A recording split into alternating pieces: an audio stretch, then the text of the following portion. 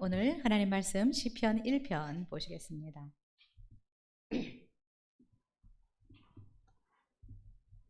구약성경 시편 1편 1절부터 6절까지 우리 함께 봉독하도록 하겠습니다.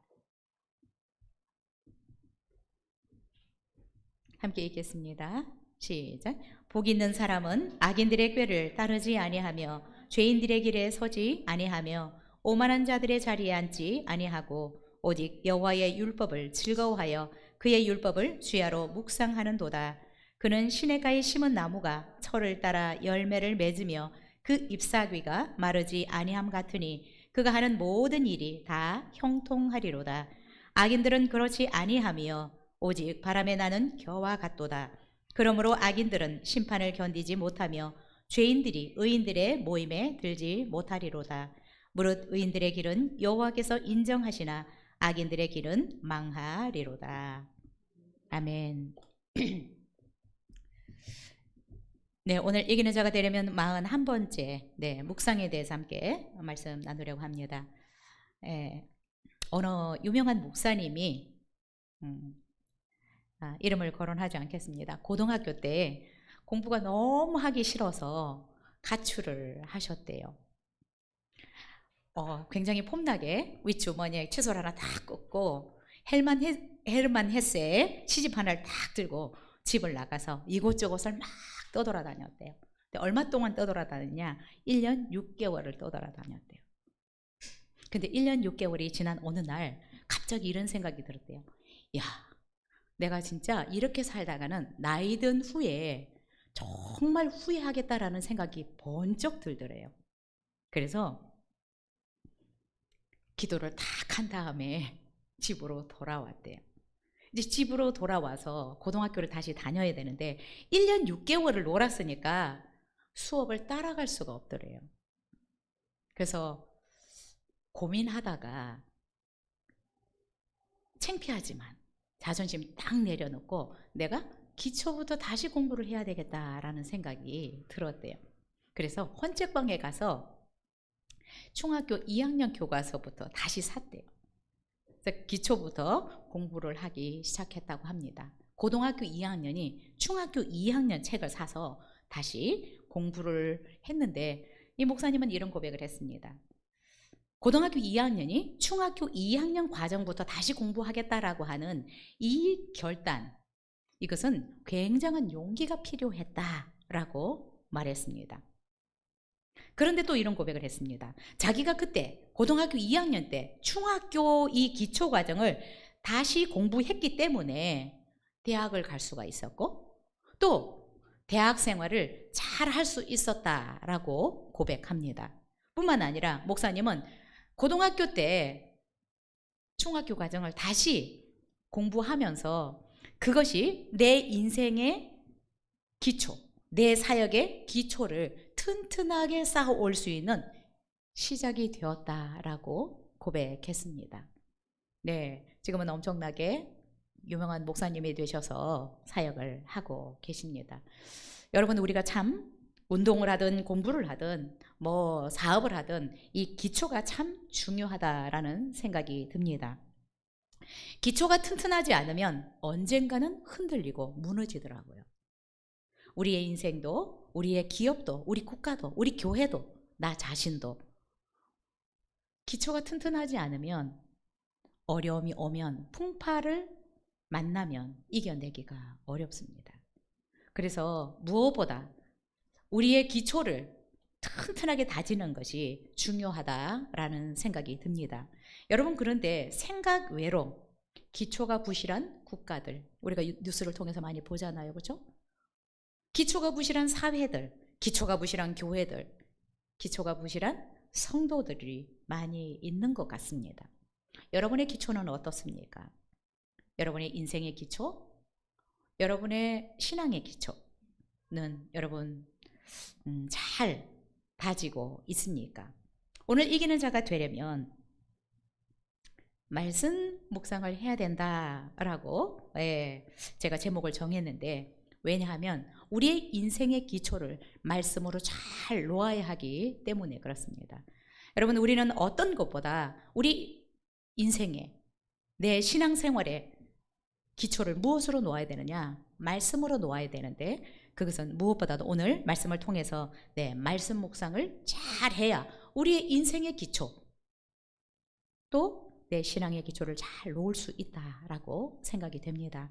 여러분, 우리 교회는 개척교회입니다. 그래서 저는 개척이라는 말과 함께 우리의 이 기초를 다시 이 목사님처럼 점검하고 잘 놓아야 된다라고 생각이 됩니다.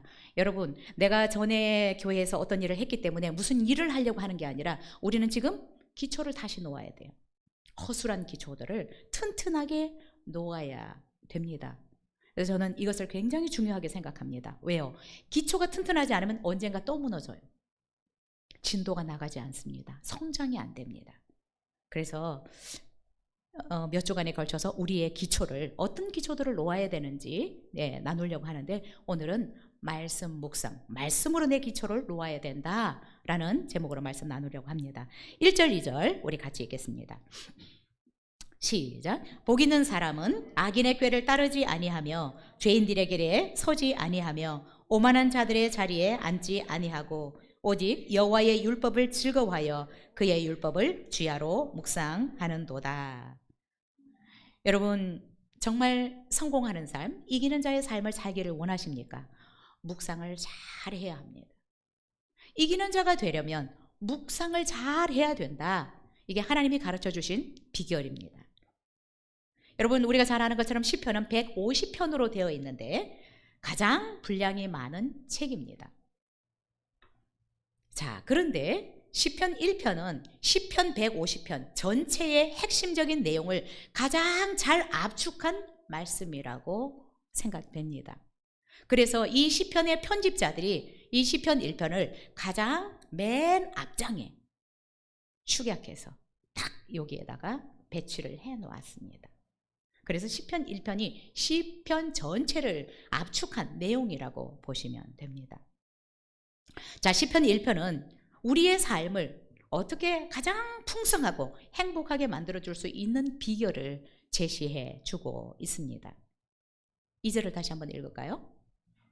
시작. 오직 여호와의 율법을 즐거워하여 그의 율법을 주야로 묵상하는도다. 우리가 예수님을 믿고 하나님의 자녀가 되면 우리 교회에서는 우리 목회자들은 봉사를 많이 이야기할 수 있습니다. 헌금을 하라고 얘기할 수 있습니다. 전도하라는 이야기를 많이 할 수 있습니다. 근데 저는 이런 거 먼저 하라고 말씀드리고 싶지 않아요. 하나님의 말씀을 묵상할 줄 아는 성도가 되어야 합니다. 여러분, 우리 교회가 뭐 아무것도 여러분 안 시키는 것 같죠? 그렇죠? 뭐 봉사해라도 안 하고 헌금하라는 얘기도 별로 안 하고 전도하라는 얘기도 안 하고. 여러분, 이것보다 더 중요한 것은 말씀 묵상 훈련을 해서 내가 말씀을 혼자서 묵상할 수 있는 사람이 되는 것이 더 중요합니다. 왜요? 제가 신앙생활을 해보니까 이게 가장 중요한 것 같아요. 그래서 다른 것보다 제가 가장 강조하는 것은 말씀 묵상하는 훈련입니다. 이것이 돼야 다음 단계가 제대로 될 수 있습니다. 그리고 하나님 앞에 인정받을 수 있는 계산거리로 만들어낼 수 있습니다. 이것이 안 된 상태에서 자꾸 봉사해라, 헌금해라, 전도해라, 이것은 저는 무리가 있다라고 생각이 듭니다. 자, 이것을 똑바로 가르쳐야 제가 하나님 앞에서도 책망받지 않을 수 있습니다. 왜냐하면 성도들이 삼천포로 빠지지 않을 수 있기 때문에. 여러분, 그래서 이기는 자가 되려면 말씀 묵상하는 이 훈련을 잘 해서 스스로 말씀을 묵상할 수 있어야 합니다. 여러분, 이렇게 말하는 것은 저는 굉장히 솔직하고 진실하게 말하는 것이라고 생각이 됩니다. 다른 어떤 것보다. 여러분, 자꾸 봉사하라고 저 안 해요. 왜? 이 작업이 안 된 상태에서 봉사하는 것이 하나님 앞에서 계산거리로 안 되는 부분들이 많이 있어요. 왜냐하면 내 의로 하기 때문에. 자, 묵상하는 훈련을 해야 된다라고 하는 것은 하나님의 말씀을 나 혼자 먹는 훈련을 하는 것입니다. 여러분, 뭐 어린 아이들이 이 턱받이를 하고 숟가락 자기가 밥 먹는 훈련을 하잖아요. 하는 것처럼 이 말씀 묵상 훈련은 내 스스로 말씀을 먹는 훈련을 하는 것입니다. 여러분, 근데 30이 돼도 40이 돼도 늘 설교해주는, 밥을 떠먹여주는 이런 성도들이 너무 한국 교회 안에 많다라는 것입니다. 이 단계를 저는 벗어날 수 있기를 바라고요. 여러분이 지금 묵상이 조금 어렵지만 지금 제가 묵상을 해주고 있잖아요. 그렇죠? 이거는 아직 여러분이 안 보이는 부분이 있을 수도 있는데 여러분 계속해서 듣고 또 공부하다 보면 이제 그렇게 보이리라고 생각이 듭니다. 그래서 묵상하는 방법에 대해서 오늘 말씀하지는 않겠습니다. 일단은 지금 목요일 날 하고 있는 이제 성경 공부가 끝나고 나면 다시 수요일 날 묵상 훈련을 계속해서 할 텐데 이 훈련을 여러분이 잘 하셔서 어떻게 해야 되느냐? 말씀을 내 안에 장착을 해야 돼요. 신앙생활을 오래 했는데 생각 외로 우리 성도님들이 하나님이 어떤 분인지를 몰라요. 그래서 오해가 많습니다. 그리고 신앙생활을 내 생각대로, 내 판단대로 하는 경우들이 너무 많이 있어요. 기준이 없이, 내 생각이 기준이 돼서. 여러분, 그래서 우리가 말씀 묵상을 하면 하나님이 어떤 분인지 우리가 자꾸 관찰하게 되고 연구하게 되고 하나님이 뭘 좋아하는지, 하나님이 나에게 뭘 원하시는지를 자꾸 관찰하게 되는 것입니다. 자, 이 묵상 훈련을 우리가 통해서 가장 중요한 훈련을 해야 되는데 하나님과 나와의 이 관계를 바로 세우는 훈련을 해야 합니다. 하나님이 어떤 분이신지를 알아야 내가 관계 정립을 정확하게 할 수 있습니다. 더 나아가서 말씀 묵상을 통해서 하나님의 뜻이 무엇인지 여러분 우리는 발견하게 되고 하나님께서 말씀하시는 그 뜻을 따라서 살아갈 수가 있습니다. 근데 우리가 하나님의 뜻, 하나님의 영광, 하나님의 나라를 위해서 살아야지라고 하지만 이 말씀 묵상 훈련이 잘 안 되면 하나님의 뜻이 뭔지 몰라요. 하나님의 뜻을 따라서 살아가는 것은 여러분 저는 힘들다고 생각이 됩니다. 하나님이 어떤 분인지도 모르고 하나님의 뜻이 무엇인지도 모르는데 어떻게 하나님의 나라를 위해서 살고 하나님의 의를 쫓아서 살아갈 수 있습니까?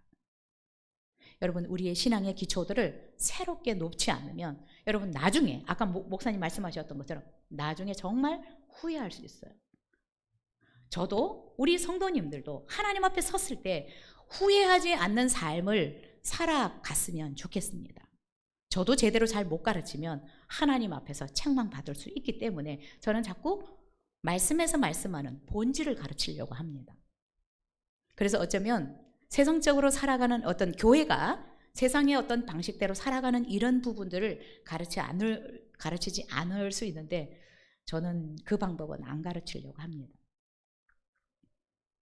여러분 하나님 말씀 묵상을 통해서 하나님을 아셔야 됩니다. 하나님이 어떤 분인지 하나님이 나를 위해서 어떤 일을 하셨는지를 알아야 내가 제대로 된 헌신을 할 수 있고 제대로 된 헌금을 드릴 수 있는 것입니다.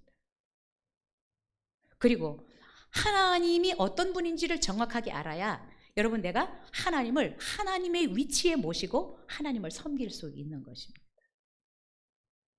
그래서 오늘 말씀해 보면 여호와의 율법을 즐거워해서 그의 율법을 주야로 묵상하는 자가 복이 있는 자다라고 말씀하고 있습니다. 우리는 다 복이 있는 사람이 되고 싶어 합니다. 그런데 더 사람들은 복 있는 사람이 되기보다 그냥 복을 받기를 원해요. 근데 복은 그냥 오는 것이 아니라 내가 복 있는 사람이 돼야 복이 나에게 오는 것입니다.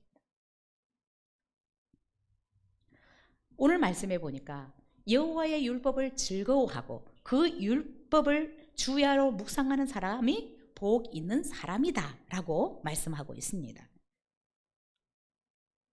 여러분 하나님을 사랑하지 않으면 하나님의 말씀을 기쁨으로 묵상하지 않습니다. 그래서 중요한 것은 여호와의 율법을 즐거워한다. 하나님을 사랑해야 하나님의 말씀을 사랑하게 되고 그 말씀에 귀를 기울이게 되고 그 말씀에서 말씀하신 대로 살아가려고 하는 사람들이 되는 것입니다. 하나님의 말씀을 사랑해서 말씀을 읽고 듣고 행하는 것을 좋아하는 사람이 복 있는 사람입니다. 여러분은 하나님의 말씀을 자꾸 듣고 싶고 읽고 싶고 또 말씀을 공부하고 싶고 묵상하고 싶은 분들이십니까? 그렇다면 여러분들은 복 있는 사람이다 라고 성경은 이야기합니다. 여러분, 복 있는 사람이 어떤 사람인가요? 그냥 막 이렇게 복스럽게 생긴 사람이 복 있는 사람이 아니라 성경은 하나님을 사랑해서 그 말씀에 자꾸 귀를 기울이고 이 말씀이 나에게 무슨 말씀을 하시는지 귀담아 듣고 그 말씀대로 살아가려고 하는 사람이 복 있는 사람이래요. 그래서 우리는 이 본질적인 의미들을 자꾸 벗어나지 않았으면 좋겠습니다. 자, 두 번째로 그러면 우리는 묵상을 해야 하는데 묵상을 잘해야 우리 기초를 잘 놓는 사람인데 왜 그러냐 하면 묵상하는 자를 하나님은 복 있는 자라고 말씀하시기 때문에 그렇습니다. 자, 1절 다시 한번 읽을까요? 시작. 복 있는 사람은 악인들의 꾀를 따르지 아니하며 오만한 자들의 자리에 앉지 아니하고. 네, 우리가 묵상을 잘 해야 되는데 묵상하는 자를 하나님이 복 있는 자라고 말씀하시기 때문에 그렇습니다. 자, 복 있는 사람이라는 의미를 여러분이 좀 잘 새기면 좋겠는데 히브리 말로는 아실의 하이쉬라는 말을 씁니다. 자, 이 의미가 어떤 의미냐? 복 있는 사람은 곧다, 똑바로 가다라는 의미가 있어요. 굉장히 좀 엉뚱한 것 같죠, 그죠? 복 있는 사람이 어떤 사람이라고요? 곧은 사람, 똑바로 가는 사람이 복 있는 사람이라는 것입니다. 여러분, 근데 참 신기하게 이 아실의 하이시라는 말에서 곧다, 똑바로 가다, 이 의미 속에서 뭐가 나오냐 하면 번영하다, 성공하다라는 의미가 나와요. 여러분, 굉장히 의미 있지 않아요, 그죠? 우리가 똑바로 살아갈 때, 곧게 살아갈 때 이것이 곧 번영의 길이고 성공하는 비결이다라는 것입니다. 자, 근데 여기서 곧다라는 말은 자세가 곧다, 바르다라는 의미도 있지만 관계가 바르다라는 의미가 있어요. 복 있는 사람이 어떤 사람이 복 있는 사람일까요? 하나님과의 관계가 바로 설정된 사람, 하나님과의 관계가 바른 사람, 이 사람이 복 있는 사람인 것입니다. 조금 어렵죠? 그러나 여러분, 그 의미를 잘 생각해 보시면 하나님과의 관계가 바른 사람이 복 있는 사람인 것입니다. 여러분이 우리가 하나님과의 관계가 바르지 않으면 이 사람의 삶은 형통할 수가 없어요. 풍성해질 수가 없습니다. 그래서 여러분, 우리는 묵상을 통해서 하나님과의 이 관계를 바로 세우는 훈련을 해야 됩니다. 그래서 하나님이 어떤 분인지를 알아야 여러분, 우리가 하나님과의 관계를 바로 설정할 수 있고 또 하나님의 말씀을 묵상을 해야 하나님께서 말씀하신 대로 내가 똑바로 살아갈 수 있는 자들이 되는 것입니다.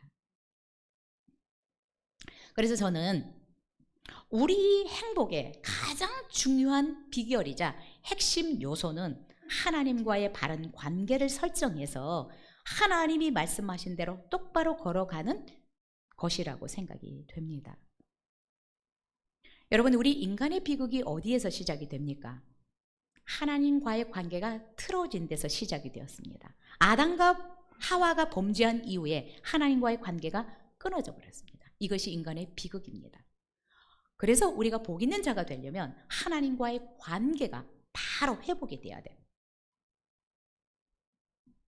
그래서 여러분, 하나님과의 바른 관계를 갖는 것이 우리 인생에 저는 가장 중요한 기초라고 생각이 됩니다.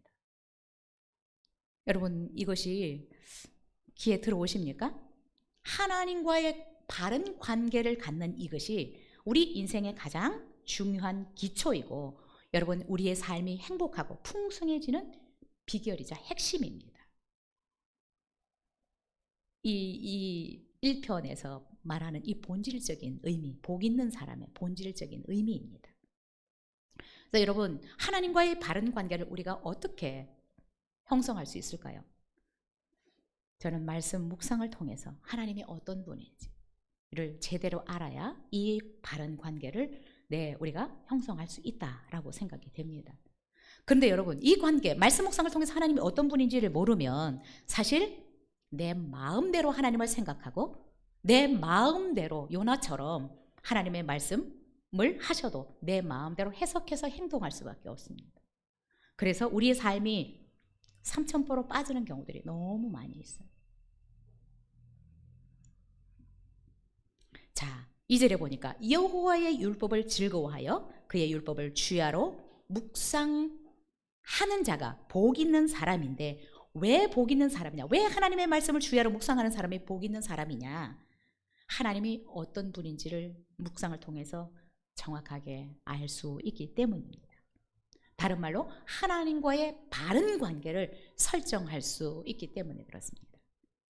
뿐만 아니라 하나님 말씀 묵상을 통해서 하나님이 어떤 분이고 하나님이 나에게 어떤 말씀을 하시든지 그 말씀을 따라서 똑바로 살아갈 수 있기 때문에 말씀 묵상을 하는 사람들은 복 있는 사람이다. 여러분, 자꾸 복을 쫓아가려고 하는 사람이 아니라 복 있는 사람이 되도록 여러분이 여러분 자신을 훈련할 수 있기를 바랍니다. 하나님의 말씀을 주야로 묵상하는 사람들은 하나님의 말씀으로 자신의 인프라를 구축하는 사람이다라고 저는 생각이 됩니다.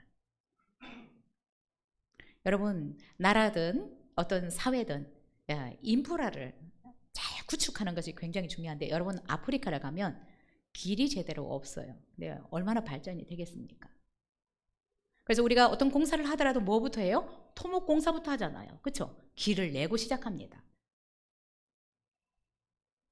우리 인생의 인프라를 여러분은 무엇으로 구축하시려고 하십니까? 저는 말씀이다라고 생각해요. 말씀을 장착하는 거예요. 여러분, 참 신기하게 하나님의 말씀으로 나를 장착을 하면, 말씀으로 정말 내 인프라를 구축을 하면 어떤 상황과 어떤 환경 가운데서도 흔들리거나 무너지지 않아요. 성경이 이것을 우리에게 증명해 주고 있습니다.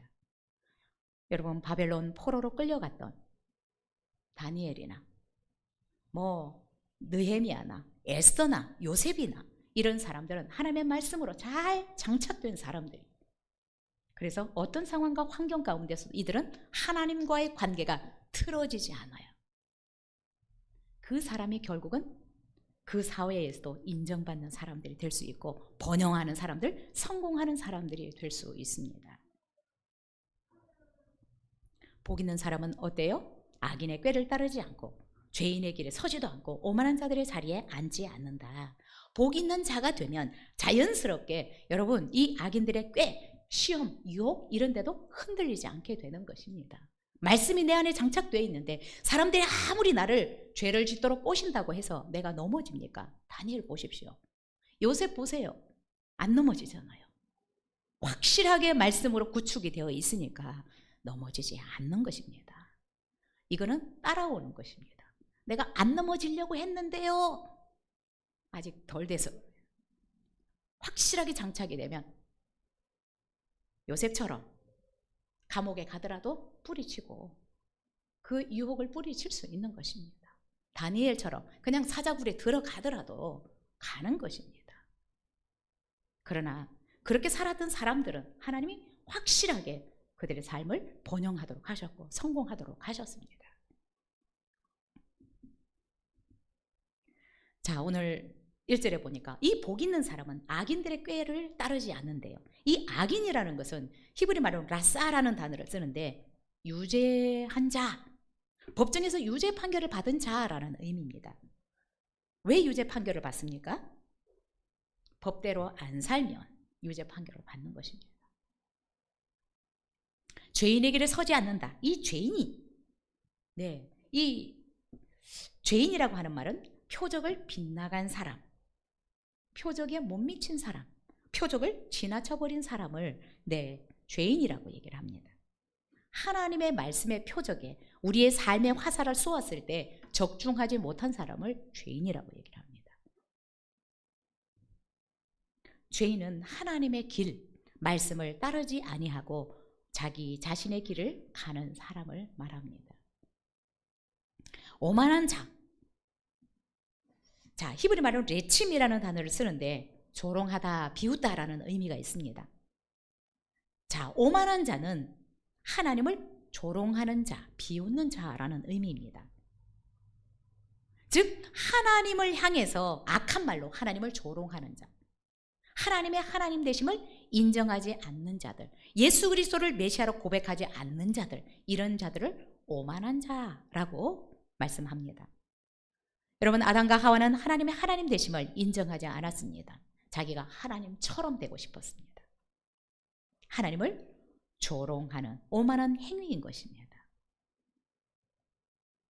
여러분, 하나님을 인정하지 않는 자들은 세상적으로 출세했을지 모르지만 하나님 앞에서는 인정받지 못합니다. 저와 여러분들은 정말 복 있는 자가 되기를 원합니다.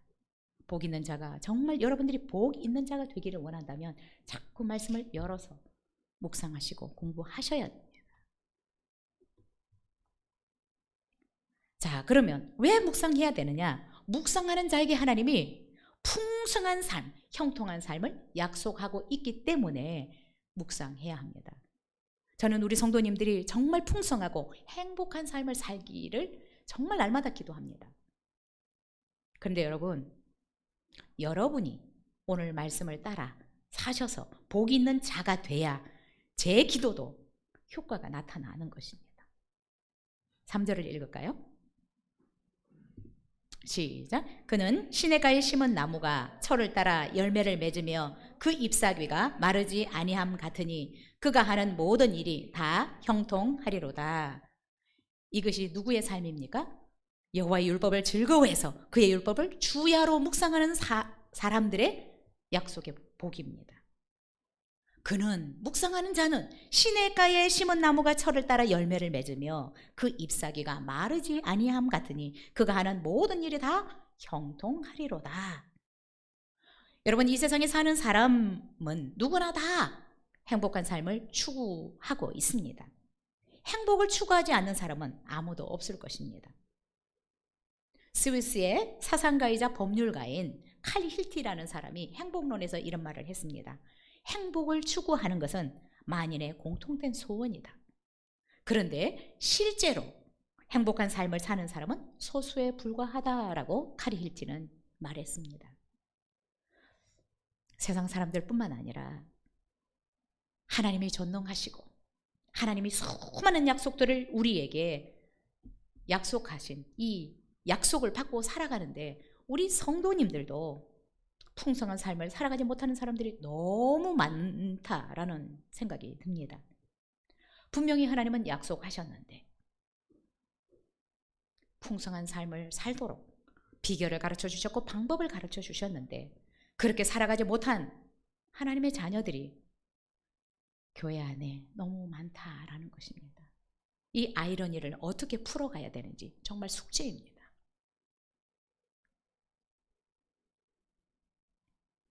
하나님의 말씀을 묵상하는 자들은 어떤 사람과 같다고 말씀하시냐면 시냇가에 옮겨 심겨진 나무와 같다. 이 옮겨 심겨진 거예요, 그렇죠? 우리는 그냥 사막 가운데 살던 죄인으로 살던 자들인데 예수 그리스도를 믿음으로 말미암아 우리는 뽑혀서 시냇가에 심겨진 나무와 같은 자들입니다. 하나님은 생수의 근원이다라고 말씀하셨습니다. 그렇죠? 예레미야가. 우리는 어떤 사람이냐? 생수의 근원 대신 하나님의 그 샘 곁에 뽑혀져서 심겨진 나무와 같은 사람들이다. 어떤 사람들이요? 다가 아니에요. 말씀을 묵상하는 사람이 그런 사람이라는 거예요. 말씀을 묵상하는 사람이.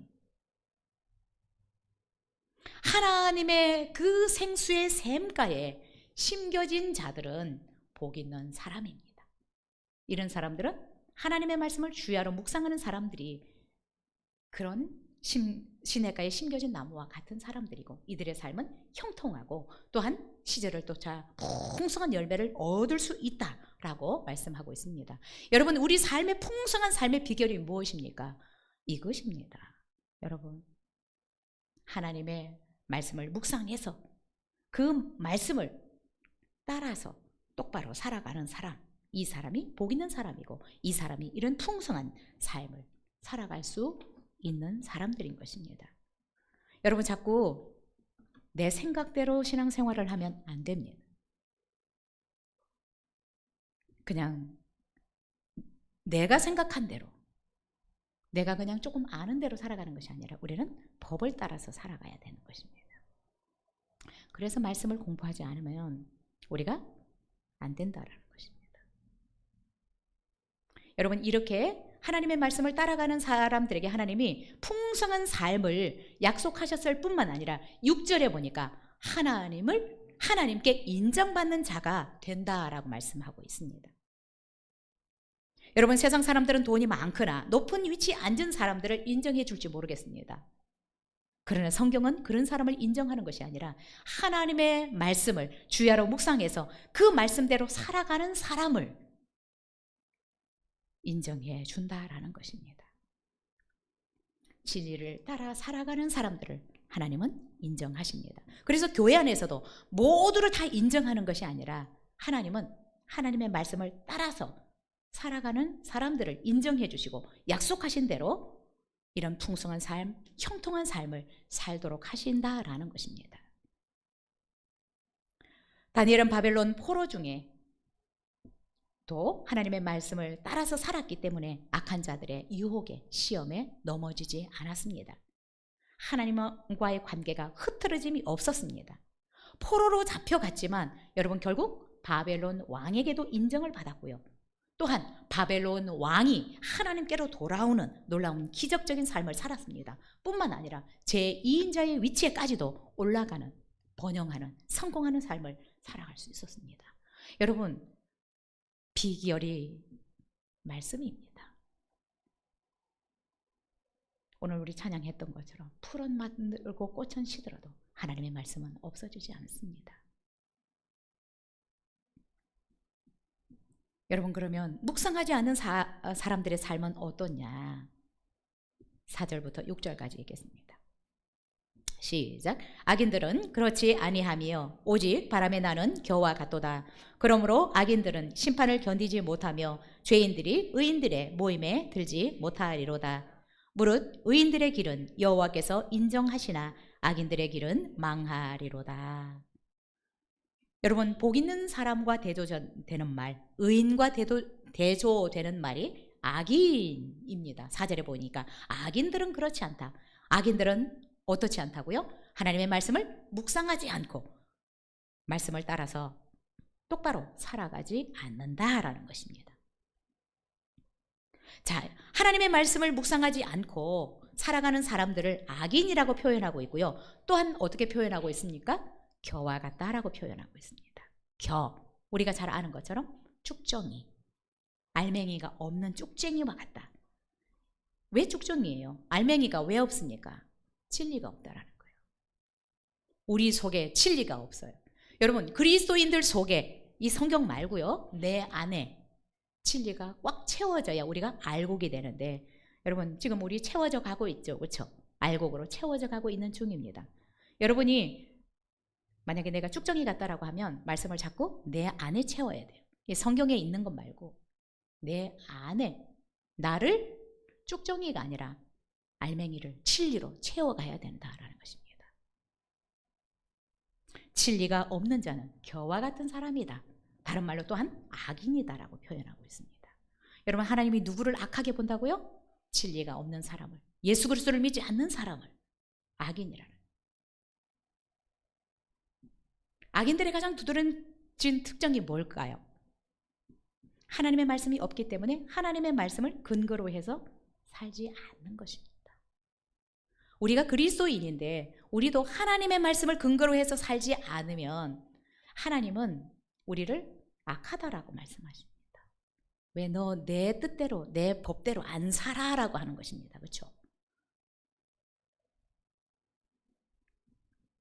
악인들의 특징은 하나님의 말씀을 무시하고 자기가 주인이 돼서 자기 마음대로 살아가는 것입니다. 왜요? 말씀이 없으니까요.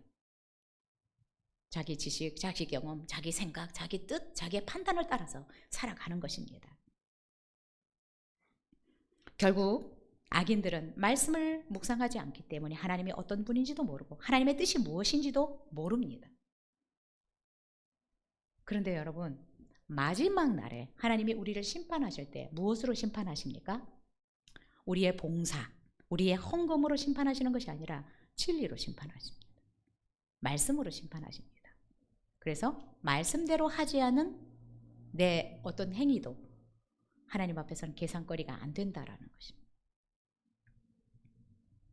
여러분, 그런데 참 교회를 오래 다녔는데 말씀이 없는 성도들이 너무 많아요.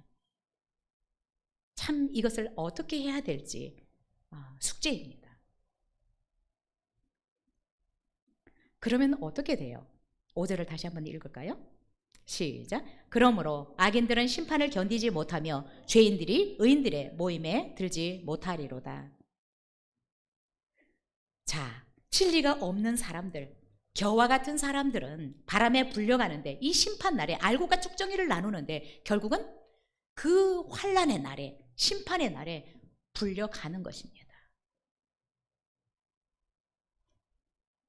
그래서 하나님의 이 심판, 진리로 심판하시는 이 심판을 견디지도 못하고 또한 의인들의 모임, 천국에도 들어갈 수가 없습니다. 참 저는 우리 성도들 중에 이렇게 말씀이 없으면 어떡하나.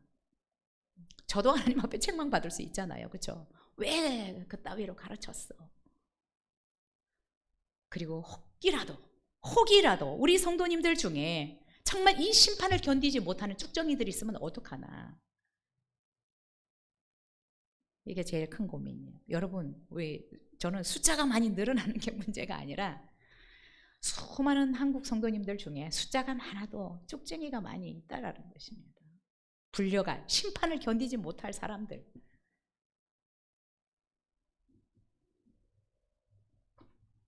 진리가 없는 사람들은 6절에서 뭐라고 얘기해요? 하나님이 결국 인정 안 하겠다라는 것입니다. 인정을 안 하겠다. 하나님이 인정을 안 하겠다라고 하면 끝이에요. 우리가 목사들이 아무리 빌어도 안 되는 것입니다. 하나님이 인정 안 하면 끝인 거예요. 그러나 여러분, 아직 우리에게 시간이 주어졌습니다. 우리는 이 기초를 잘 쌓아야 돼요. 저는 2, 3년을 생각하고 있습니다. 다른 일 별로 안 시키고요. 다른 거 얘기 별로 안 하고 말씀 묵상하는 훈련하고 성경 읽는 훈련하고 말씀대로 정말 순종하는 훈련하고 이 훈련이 제대로 돼야 된다라고 생각이 들어요. 왜요? 악인들은 영원히 멸망한다고 말씀하거든요. 여러분, 멸망한다는 말이 뭔지 아세요? 소멸된다라는 거예요. 불에 태워져서 없어진다는 거예요. 저는 우리 성도님들이 이런 비극적인 상황을 맞이하지 않기를 정말 간절히 기도합니다. 저는 이미 구원받았다고 생각이 들고 우리 구원받은 성도들이 소멸될 그런 성도들이 아니었으면 좋겠습니다. 여러분, 우리 정신 바짝 차려야 돼요. 세상적인 방법으로 살아가던 이 방법들을 여러분 많이 돌이켜서 코스를 여러분 바꿔야 합니다. 하나님의 말씀을 정말 사랑하는 저와 여러분이 되었으면 좋겠고요. 여러분, 말씀 훈련 하십시오. 어떤 것보다 저는 중요하다고 생각이 듭니다. 말씀 묵상은 4주 동안 여러분 네이버 밴드에 저장이 됩니다. 4주가 지나면 없어져요. 여러분이 그동안에 못하셨던 거 말씀 묵상 하시면 좋겠습니다. 그래서 여러분, 이 성경책에 있는 거 내 말씀 아니라고 생각하시면 됩니다. 내 안에 새겨진 말씀만 내 말씀입니다. 내가 가지고 있는 말씀이에요. 우리 66교훈을 다 가졌지만 여러분 부지런히 이 말씀을 여기에 필사하십시오. 마음에 새기십시오. 여러분의 뇌에 새기십시오. 이것만이 우리의 말씀입니다. 여러분, 정말 하나님의 말씀을 내 안에 잘 장착한 사람은 삶이 역동적이 되고 하나님 앞에 기념이 될 만한 그런 삶을 살아낼 수 있습니다. 마리아가 이 하나님 앞에서, 예수님 앞에서 말씀을 잘 배웠더니 예수님의 생애의 기념이 될 만한 삶을 살아냅니다. 여러분이 정말 하나님 앞에서 기념이 될 만한, 인정받을 만한 삶을 살아가기를 원하신다면 말씀 훈련, 묵상 훈련을 하셔야 됩니다. 저는 이 훈련이 가장 중요한 훈련이라고 생각이 됩니다. 다음 주에는 기도 훈련에 대해서 할 텐데 말씀 훈련, 오늘 짧지만 여러분 말씀 묵상하는 훈련을 여러분이 잘 하셔서 하나님과의 관계를 다시 한번 여러분 잘 정리하실 수 있기를 바라고요. 또한 하나님의 말씀을 따라 살아가는 훈련들을 여러분 하시면 좋겠습니다. 여러분 그냥 아는 것에서 끝나시면 안 됩니다. 시간이 저는 짧아서 여러분과 함께 나누는 시간을 못하고, 또한 여러분이 적용하려고 했던, 실천하려고 했던 것을 지금 확인하지 않습니다. 여러분이 이 작업을 하셔야 합니다. 아, 그냥 배웠어. 아, 오늘 이게 은혜가 되네? 여기에 머무르면 안 되고요. 여러분이 묵상하셨던 거 내 삶으로 살아내는 이 훈련들 여기까지 하셔야 합니다. 그래서 여러분 많은 거 적용하려고 하지 마시고 한 가지라도 훈련할 수 있는 그런 말씀 묵상이 되어야 합니다. 여러분 그래서 저는 신앙생활을 여러분 자신을 위해서 자꾸 해야 된다라고 생각이 됩니다. 그렇죠? 이 기초를 여러분이 잘 놓으셨으면 좋겠고, 저는 우리 교회 성도님들은 정말 말씀을 따라서 살려고 하는 분들이 오신다고 생각이 들어요. 이거 쉽지 않은 훈련입니다. 내 마음대로 살고 싶지, 말씀대로 살고 싶어요? 그런 분들이 저는 오셨다고 생각이 들고요. 그래서 용감하게 이런 말씀 전합니다. 말씀 훈련, 특별히 말씀 묵상하는 훈련 여러분 잘 하셔서 여러분의 인생과 여러분의 신앙생활의 인프라를 하나님의 말씀으로 다 구축해서 다니엘처럼, 에스더처럼, 요셉처럼 이런 멋진 삶을 살아냈으면 좋겠고요. 또 복 있는 사람으로서 정말 여러분의 삶이 번영하고 성공하는 삶이 되어지기를 축복합니다. 그렇게 된다면 정말 우리 성도님들이 3절에서 약속하신 것처럼 풍성한 삶, 형통한 삶을 살게 될 것이라고 믿습니다. 기도하겠습니다.